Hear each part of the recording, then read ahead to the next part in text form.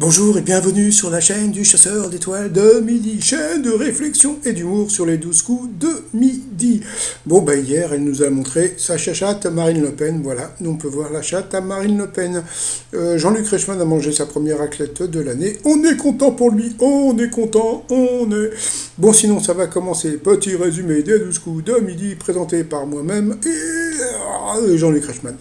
Il est arrivé sans se presser, les Benjamins, voilà, 46 612 euros, toujours les beaux yeux, c'est peut-être pour ça qu'il est maître de midi, hein, donc je sais pas, la production, ils ont peut-être flashé. Au coup d'envoi, la première question, quel mammifère d'Australie se nourrit uniquement de feuilles d'eucalyptus? Donc bien sûr, c'était le coco, le halala, le koala, après vous aviez Fabien. Qu'est-ce qu'il était Fabien? Fabien, il était fan de cochon. Donc voilà, il a plein de trucs de cochon. Donc voilà, il avait même le tatouage cochon, etc., etc. Donc s'il veut venir sur mon site, il peut venir m'acheter le t-shirt du port du masque obligatoire. Donc voilà, bon, sa première question pour le Fabien qui était venu tout seul d'après un site de rencontre: dans quelle grande ville française les roux sont-ils plus appréciés 3 fois que la moyenne nationale? Donc je crois que c'était à Lyon. Ouais, c'est un peu raciste ça par rapport aux roux, non? Bon, je sais pas. Après, vous aviez Laura qui était venue avec Pierre et Chantal, ses parents. Bonjour, monsieur, dame. Alors, en Bretagne, qu'est-ce qui a causé la disparition... Non, qu'est-ce qui a failli plutôt causer la disparition du narcisse des Glénans? Eh bien, c'était le truc à gauche, je vois pas, il y a trop de soleil. Donc, bon, voilà, je vous laisse lire. Donc là, j'ai trouvé la photo du narcisse du Déglinant, c'est plutôt joli.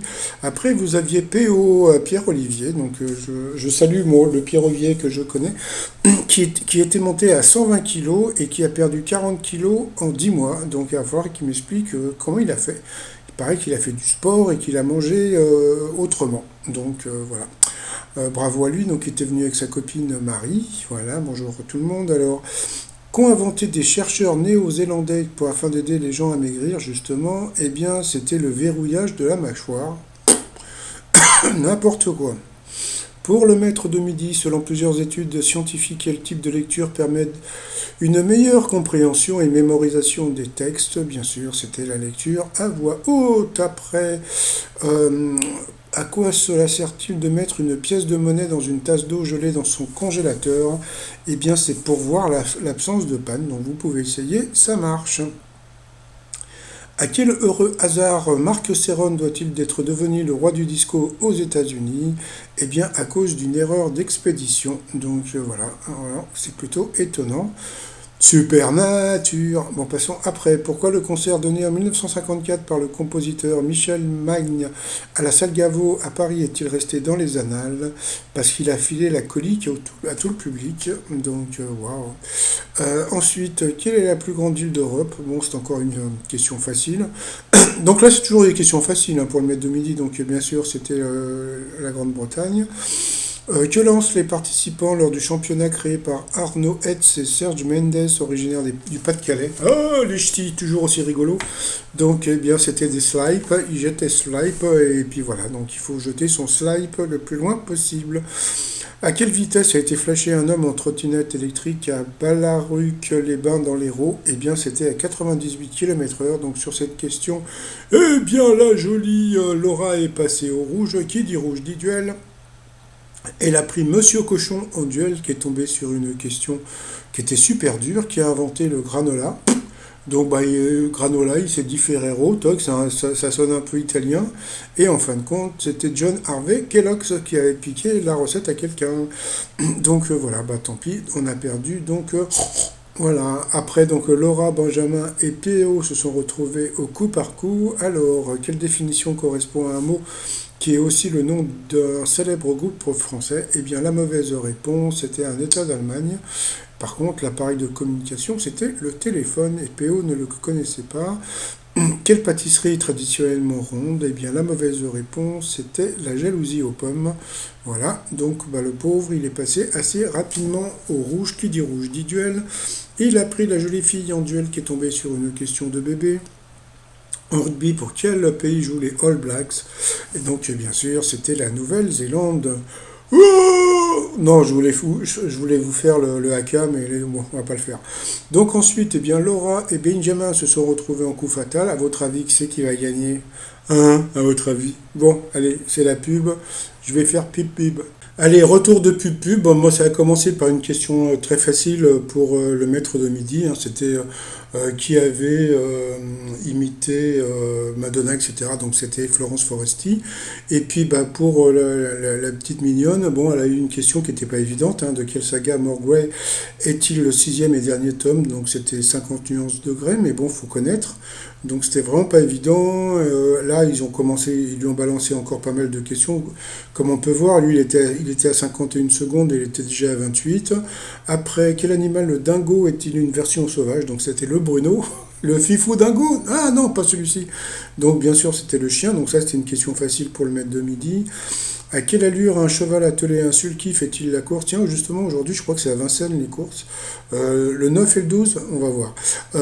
Donc, bien sûr, c'était le trot-trot. Après, quand une volaille pardon, érotie est traversée par une tige métallique, on dit qu'elle est cuite à la broche. Ça, elle ne le connaissait pas. Et puis après, quel type de médicament est en forme de petite fusée? Elle a dit le paracétamol. Bon, je ne sais pas si le suppositoire, je ne sais pas s'il y a des suppositoires au paracétamol, mais donc c'était un suppositoire. Donc là, je crois qu'elle va passer au zapping. Je suis désolé pour elle. Et puis à la fin, donc dans quel film Guillaume Canet a-t-il dirigé pour la première fois sa compagne Marion Cotillard? Donc ça, c'est aussi c'était une question qui était dure. Ben voilà, donc bon, comme je dis, hein, moi ce que je dis maintenant, c'est à vous de voir. Voilà, vous regardez l'émission et puis ce qu'il y a de rigolo quand vous regardez l'émission, c'est que vous regardez si j'ai raison ou si j'ai tort. Et puis à la fin, bon, le maître de midi, 47 secondes, donc il s'est pas trop fait yesh. Donc voilà, par rapport au coup de maître au théâtre, comment s'appelle l'interruption entre deux actes? Donc bien sûr, c'était entre actes, donc bien sûr, fait question facile. Ensuite, dans un de ces tubes, qu'est-ce que Balavoine voulait sauver? Qu'est-ce qu'on met pour sauver l'amour? Qu'est-ce qu'on met pour sauver l'amour? Après, quel nom porte le célèbre dauphin d'une série télé des années 80, donc des années 60, pardon. Donc le dauphin, la dernière fois, il y avait une question sur les dauphins, comme ça, donc il parlait des dauphines, il parlait de pas mal de trucs, donc le dauphin, donc et bien sûr, c'était Flipper le dauphin. Question, donc troisième question facile. Ensuite, que signifie Hiro que l'on retrouve dans tous les noms des empereurs japonais depuis le XVIe siècle? Donc je pense qu'il a répondu au pif. Donc j'aime bien parce qu'il est très... maintenant quand il y a le coup fatal, il est très... comment dire, le coup de maître, il est très droit, très réfléchi et tout, tu vois. Et puis en fin de compte, bon, il a dit l'autre, bon, je pense qu'il a dit au pif, donc c'était homme. Donc voilà, et puis à la fin, donc là, il l'a eu dans l'os, parce que dans quelle ville êtes-vous si vous attendez le métro, la station 3 cocus? Vous aviez Bruxelles, Marseille, et puis l'autre c'était Toulouse. Qu'est-ce qu'il a dit? Il a dit Bruxelles. Et ça, franchement, si tu n'habites pas à Toulouse, tu ne peux pas savoir. Eh bien, c'était à Toulouse. Donc, voilà, il l'a eu dans le cocu, dans le cucu. Donc, voilà, donc il n'a pas gagné 10 000, il a gagné que 1 000 euros. Bon, ça va, 500 balles, comment dire, pour une heure de tournage. Hein, il ne va pas nous prendre, nous chier une pendule. Hein, donc, par rapport à l'étoile mystérieuse.